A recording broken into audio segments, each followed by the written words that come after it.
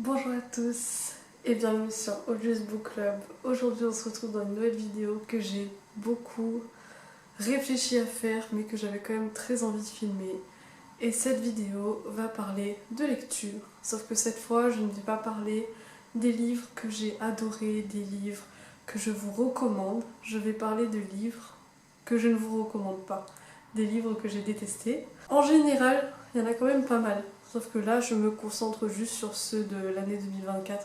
Comme ça, on s'éparpille pas trop. Il y a 5 livres qui seront présentés dans cette vidéo. Je vais en faire un petit résumé et vous dire pourquoi je n'ai pas aimé et inclure des petits passages du livre dans la vidéo. Il faut savoir que la notation que j'utilise en fait, c'est du coup j'utilise l'application de Goodreads. Donc si vous voulez voir un petit peu plus les lectures que j'ai lues cette année en général ou les années précédentes, je vous invite à regarder mon lien Goodreads. Et puis là-dessus, quand je note entre 1 et 2 étoiles, c'est vraiment que le livre était pas bon. Quand je note 1 étoile, c'est que je voulais mettre 0 mais qu'il n'y avait pas l'option, donc je mets 1 étoile. 0, but that's not possible. So I give you a 1. Et entre 3 et 5, ça va. 5, crème de la crème. 3, c'était un peu nul, mais il y a des éléments qui étaient cool. Donc, beaucoup de livres que j'ai présentés sur le podcast, par exemple, comme Les Chroniques de Castellane, c'est un 3 étoiles. Parce que même si j'ai beaucoup critiqué et qu'il y a plein de choses que j'avais à redire, dans l'ensemble, l'histoire restait à peu près intéressante au début. C'est vraiment vers la fin où ça a été un peu gâché. Mais là, on va se concentrer sur les 1 à 2 étoiles. On va commencer par le seul que j'ai en version papier et ensuite je vais présenter ceux que j'ai lus en version Kindle. Le livre que j'ai lu en version papier, c'est un livre que j'ai acheté vers avril, il me semble, de cette année. Et j'étais allée avec une amie, Janice, si tu regardes cette vidéo, c'était avec toi. Et on regardait les livres et en fait, je pouvais prendre un petit peu ce que je veux. Et je suis tombée sur un livre où la couverture était très belle. En fait, c'est un hardback. J'ai un petit point faible pour les hardbacks. Donc je me suis dit, je vais le prendre. Mais en général, je sais que je suis déçue. Je sais que quand je prends des belles couvertures, l'histoire, elle est pourrie. Mais là, je me suis dit, non, ça va être différent. J'ai vu sur internet que c'était bien noté. Ce livre, c'est celui-ci, If We Were Villains, par M.N. Rio. Et je sais pas si vous pouvez voir, mais la couverture est vraiment très très belle. En tout cas, moi j'adore, voilà, les petites fleurs et tout. Et c'était une histoire pourrie. Voilà. Donc l'histoire, c'est qu'on suit un personnage qui s'appelle Oliver. Il sort tout juste de prison et il va renouer avec des anciens amis à lui, avec qui il a fait du théâtre à Oxford. Alors, c'est de la Dark Academia, évidemment, parce que ça se passe à Oxford. Et dans cette histoire, en fait, on va retracer toute la vie de Oliver jusqu'à arriver à ce point où il allait en prison. Donc on suit une troupe de personnes qui font du théâtre. Il y a 6 personnages si je ne me trompe pas. Et on va donc suivre leurs aventures dans cette école, voir leur dynamique de groupe et on remarque qu'il y a déjà des tensions avec un certain Richard qui va mourir. Et l'histoire en elle-même, bon, ça pourrait passer, hein, c'est de la Dark Academia de base, un groupe, etc. Sauf qu'en général, dans la Dark Academia, on part plutôt sur un peu magie, un peu sectaire, des choses comme ça. Là-dedans, il n'y en a pas vraiment. Mais dès le début, l'auteur tient à montrer qu'il y a une tension entre Richard et Oliver, notre personnage principal. Je sais pas comment l'expliquer. Il n'y avait rien de substantiel dans ce livre. Très vite, j'ai décroché. Très vite, j'ai trouvé ça un peu long. Et ce qui est le pire dans ce genre de livre, qui est juste magnifique, c'est qu'il y a 6 personnages qui sont très mal exploités, puisque les 6 personnages sont des stéréotypes. On a la fille, il y avait une fille, je sais plus c'est quoi son nom. Bon, il y a une fille dedans, c'est la bimbo. Littéralement, c'est écrit ça mot pour mot. Il y en a une, c'est l'intello. Il y en a un autre, c'est le discret. Ils ont tous un archétype qui était très mal fait, très caricaturé, et que j'ai trouvé tellement gros que je comprends pas comment ce livre a pu être publié. Voilà, on est à ce stade. Donc lui, c'est clairement, j'aurais voulu mettre 0, mais j'ai pas pu mettre 0. Donc là, je vais essayer de trouver des passages, parce que... Ah oui, si vous voulez quelque chose de plus détaillé sur cette lecture et pourquoi ça a été très drôle à lire, je vous invite à écouter mon épisode sur le podcast Audrey's Book Club. L'épisode porte le même nom, et j'en avais fait tout un truc où j'avais vraiment détaillé pourquoi ce livre était horrible. Oliver qui discute avec le policier de comment Richard est mort, et il parle de Meredith, donc la fille bimbo, qui était en fait de base la copine de Richard, qui va finir par sortir avec Oliver. Là, notre personnage principal, notre super personnage, il dit « Oui, il y avait quelque chose. Je ne sais pas quoi ajouter. Bien sûr que j'étais à la merci de Meredith. Comme Aphrodite, elle exigeait d'être glorifiée et idolâtrée. Mais pourquoi avait-elle un faible pour moi, fade et insignifiant comme j'étais ?» Je marque un temps de pause parce que je sais pas si vous vous rendez compte à quel point c'est nul. En fait, ce qui est nul, c'est d'avoir un personnage qui se décrit comme fade et insignifiant, et malheureusement, c'est littéralement le cas tout le long du livre. Je sais pas pourquoi il est là, je sais pas pourquoi il existe et qu'est-ce qu'il apporte à l'histoire. Alors il a aussi un gros problème avec les femmes, hein, puisqu'il... je sais pas si c'est l'auteur ou si c'est juste le personnage qui a été décrit comme ça, mais il va que décrire les femmes et le corps des femmes. Donc là par exemple, il reparle de Meredith et il dit « Elle était là sur le seuil, vêtue d'une robe extravagante. Elle brillait comme un sapin de Noël. » Je sais le passage. Donc c'est sa sœur qui doit aller en hôpital psychiatrique parce qu'elle a des troubles du comportement alimentaire. Et en fait, les parents lui expliquent que, comme les hôpitaux ça coûte très cher aux États-Unis, ils vont devoir arrêter de payer l'école qu'il est en train de faire, parce qu'il fait du théâtre, pour soigner sa sœur. Et lui, il s'énerve. Il va juste s'énerver parce qu'il ne comprend pas comment on pourrait privilégier la santé de sa sœur plutôt que ses études. Donc c'est un personnage qui est très sympa, qui est fade, comme il le dit si bien. Ensuite, on a aussi beaucoup de passages de la pièce qu'il joue. Et il joue du Shakespeare, Macbeth si je ne me trompe pas. Et comme vous pouvez le voir, en italique, c'est toutes les parties de Macbeth qu'ils prennent. Et on en a beaucoup. Le trois quarts de ce livre, c'est Macbeth. Donc c'est limite si j'ai acheté la version et que j'ai pas lu Macbeth à la place. Donc ce personnage, en fait l'autrice, pour l'histoire, elle a étudié, il me semble, Shakespeare. Donc il faut l'autrice ou l'auteur, je ne m'en souviens plus, et il faut que cet auteur mentionne Shakespeare pratiquement toutes les pages. Donc ça peut être des trucs bêtes, des trucs qu'on peut trouver sur internet, et c'est vraiment très perturbant, parce que dans ce cas-là, j'aurais lu Shakespeare, et comment dire, ce livre, c'était clairement pas du Shakespeare. On a le premier livre que j'ai détesté de cette année. Malheureusement, la couverture est trop belle, donc je le garde, mais j'avoue que dans ma bibliothèque, il est rangé dans le coin là où personne ne peut voir ce livre parce que c'est nul.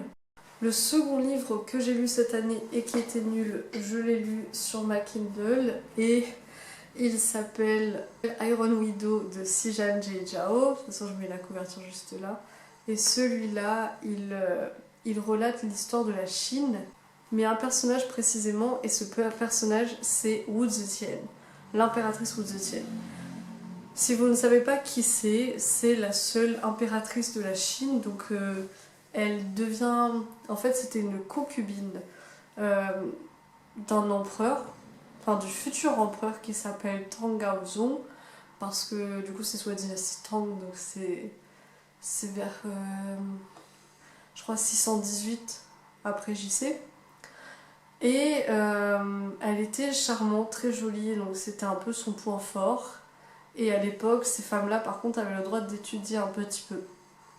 Et Wu Zetian avait déjà un peu des directives qu'elle donnait, que ce soit à ses servantes, etc. Elle ne se laissait pas forcément juste traiter en tant que concubine. Et le futur empereur Gaozong, lui, il s'est laissé un peu faire. Parce que voilà, il pensait pas forcément à grand chose, il se disait elle est gentille, Elle veut un peu commander, bon, soit. Et ce qui va se passer, c'est qu'il va tomber gravement malade et elle va prendre sa place sur le trône, ce qui est quelque chose d'énorme puisque c'est la seule femme qui va être impératrice de la Chine. Son règne va durer 1 an ou 2 si je me souviens bien et elle va fonder la dynastie Zhou. Mais c'est la seconde du nom parce que il y avait la première dynastie Zhou dans l'époque d'avant Jésus-Christ. Et c'était une dynastie qui est un peu une des plus respectées parce que c'est une des fondatrices. Et Wu Zetian, qui avait du coup lu beaucoup de textes classiques sur tout ça, avait envie de reprendre ce que les Zhou avaient fait en fondant une nouvelle dynastie Zhou. Elle a fait ériger des statues d'elle, elle a fait des temples taoïstes, elle avait beaucoup de choses qui ont été faites, ou elle a fait fermer des temples taoïstes. Bref, elle a fait plein de choses. Et c'est une histoire que j'apprécie beaucoup. Donc quand j'ai vu qu'il y avait un livre, un roman young adulte sur l'histoire de Wu Zetian, j'étais très contente de l'acheter. Et c'est le premier tome. Donc je l'ai acheté. Et en fait dans ce livre on place cette histoire que je viens de vous expliquer dans une Chine qui est plutôt contemporaine puisque il y a des robots partout, etc. Et Wu Zetian, dès le départ, dès la première page du livre, elle est mise en image comme un personnage qui n'accepte rien, qui est juste désagréable tout court, qui est méchante parce qu'elle peut être méchante et qu'elle est une femme différente. Et ce genre de choses, c'est quelque chose qui me dérange beaucoup parce que ce personnage est très très intéressant et qu'elle méritait en fait d'avoir une meilleure adaptation. Donc, dans cet univers, les filles sont capturées pour être concubines de Gaozong, donc ça reste toujours pareil, sauf que ils combattent. Si les filles ne veulent pas être concubines, elles vont combattre des espèces de créatures métalliques. Et là où le livre pose beaucoup de problèmes, c'est que l'univers est tellement peu développé que là, ce que je viens de vous dire, c'est tout ce que vous pouvez vous imaginer sur 400 pages. Donc c'était un peu léger pour de la fantaisie, il manquait quand même quelque chose. Je pense que je vais juste mettre là une capture, une traduction des citations parce que je les ai en anglais.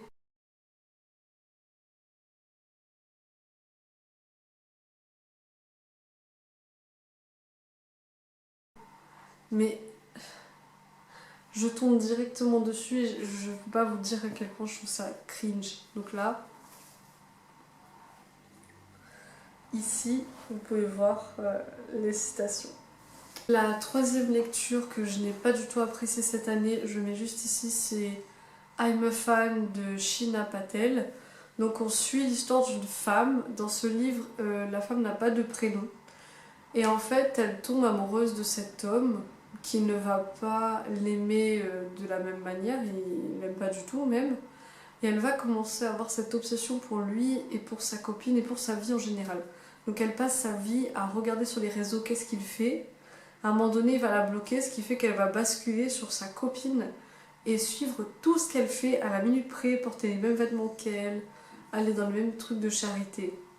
Donc le livre dans l'ensemble a une histoire un peu à la You, ça peut intéresser certains, moi j'étais un peu curieuse de voir ça, mais pareil, je vais mettre des citations, le personnage était problématique, le personnage était problématique dans ses réflexions, un peu raciste sur les bords envers les blancs, il y avait aussi beaucoup de choses. Au début on se dit bon ce personnage est un peu dérangé mais c'est intéressant de voir qu'est-ce qui se passe dans la tête des gens comme ça. Et à un moment donné, on est un peu dans cette énergie de négativité, il n'y a rien de plus. Et ça a été une lecture qui était vraiment très longue et douloureuse. Et ça, par contre, j'en ai pas du tout parlé sur le podcast, alors que les 2 livres précédents, j'avais quand même fait des épisodes entiers là-dessus. Et là, je sais pas, j'en ai pas parlé parce que je savais pas vraiment quoi dire, juste que j'ai pas du tout accroché à l'histoire. Et j'ai continué, je l'ai fini et j'étais vraiment déçue. En plus, je l'avais vu sur une vidéo de Jack Edwards que j'adore, donc en général, je lui fais à peu près confiance pour trouver mes prochaines lectures. Et là, ça a été vraiment très nul. Je pense que c'est aussi peut-être un genre que je n'aime pas, hein, le côté réaliste parano. Donc c'est pour cette raison que ce livre-là, il a pris 1 étoile. Et les commentaires sur Goodreads, ils sont vraiment plus sévères que les miens. Que tout le long du livre, on pourrait avoir quand même cette réflexion sur ce personnage, pourquoi elle fait ça. Et tout ce qu'on a, c'est nul d'être célibataire, regardez ce couple comment il est heureux, qu'est-ce qui m'arrive, pourquoi moi, pourquoi j'ai personne. Et ce narratif, à un moment donné, il est épuisant. Le 4e que j'ai noté, c'est A Study in Drowning de Ava Reid. Alors celui-là, je l'ai vu dans une vidéo de Liora Eileen et elle disait que c'était sa lecture du moment. Donc je me suis un peu laissée tenter parce que c'était de la fantasy. On suit un personnage qui s'appelle Effie qui fait des études d'architecture. Elle est en première année d'architecture.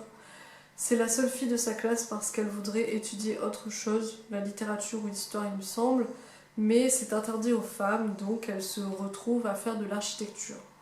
Et au bout d'une année, elle a un concours qui est organisé par son auteur favori pour refaire une pièce de sa maison. Le mec donne à une enfant, à une fille de première année, à une personne, un étudiant de première année d'architecture pour refaire sa maison.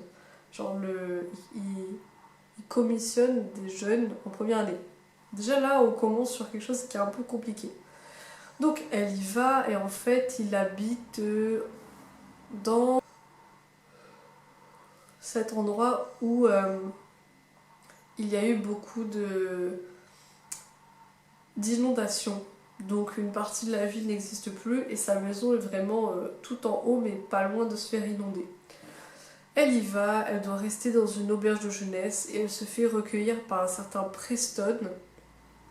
Et il va être là, donc lui il est en doctorat et il travaille aussi avec ce même auteur. Et en fait c'est son auteur préféré, donc elle a tout lu de lui, elle a plein de questions à lui poser, elle est trop contente. Et lorsqu'elle va dans cette maison, l'auteur en question il est un peu bizarre, un peu discret mais bizarre, malsain envers elle, commentaires déplacés et tout. Et elle va commencer à fouiner sur les plans de la maison pour comprendre pourquoi la maison est comme ça, etc. Et il y a une enquête qui va se mettre en place parce qu'elle voudrait lire un manuscrit, sauf que le manuscrit a disparu pour X raisons, donc elle essaie de le retrouver. Et elle va fouiller dans cette maison ouvertement, alors que déjà elle est censée refaire la maison, mais c'est pas grave, sachant que le monsieur il est là. Et le Preston qui est en doctorat va l'aider à fouiller dans cette maison.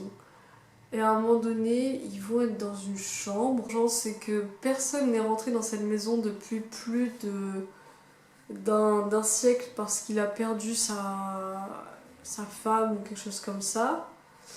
Et ils vont aller dans la chambre, Preston et elle dans une chambre. Et dans cette chambre, c'est même pas dans la maison, hein. C'est la chambre du meilleur ami du mec. Donc dans une autre maison, près d'un siècle que personne n'est rentré dedans. Et là, ils vont retrouver des lettres qui s'étaient envoyées par l'auteur, du coup, et la fille de ce monsieur qui en fait était sa maîtresse. Et le concept est bizarre parce qu'il parle du fait que la maison est super entretenue, que tout le monde vient souvent. Et tout d'un coup, on retrouve des vieilles lettres sous le lit et personne ne les a remarquées avant. Ça me semble un peu gros. Comme si c'est pas suffisant, il y avait des photos suggestives avec. Alors je sais pas en quelle époque se passe cette histoire, j'étais très confuse. Et on découvre que l'auteur, son auteur favori, en fait, n'a rien écrit. C'était la femme qui était derrière les écrits. Et il y a aussi une histoire magique d'un roi des fées ou quelque chose comme ça qui cambriole les petites filles. Et il se trouve que elle s'est faite cambrioler quand elle était jeune, mais elle a réussi à être récupérée par ses parents. Et donc, le monsieur en question, qui est son auteur préféré, n'est autre que le roi des elfes, qui essaye de la piéger à nouveau. Et il y a un tome 2 apparemment, moi je me suis arrêtée au tome 1. Moi j'ai trouvé que c'était très nul. Et ça a été vraiment une déception et une torture, mais je l'ai lu. Si vous voulez d'ailleurs plus de détails pareil sur cette lecture, vous pouvez retrouver un épisode dédié sur ce livre sur mon podcast. Le 3/4 des livres de toute façon sont déjà mis sur le podcast et je mettrai les liens directement en barre d'infos pour ceux à qui ça intéresse.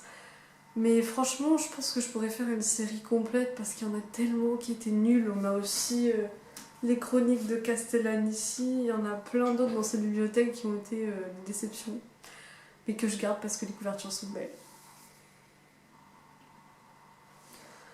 On arrive à la fin de la vidéo, j'espère que cette vidéo vous a plu et que vous avez pu voir un petit peu ce qui est dérangeant dans les livres et pourquoi je ne les ai pas aimés. Si vous avez aimé ces lectures, n'hésitez pas à me faire des retours en commentaire, j'aimerais bien débattre et voir un petit peu vos avis. Et puis, si ça vous intéresse, n'hésitez pas aussi à regarder mon podcast où là je poste un petit peu plus en détail. Et je vous dis à très bientôt.